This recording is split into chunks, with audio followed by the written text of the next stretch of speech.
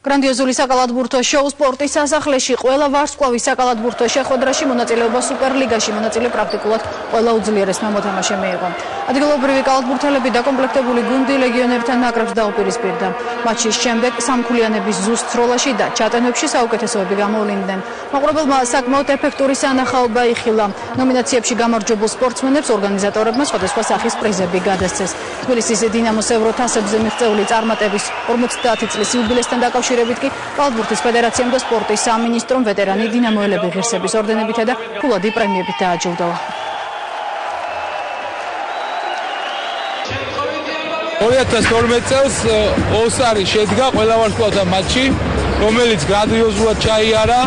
დიდი მადლობა გულშემატკივარს, რომ მობრძანდა უგულშემატკივრა. ნამდვილი შოუ გამოვიდა. ფიქრობ, რომ დაძაბული თამაში იყო.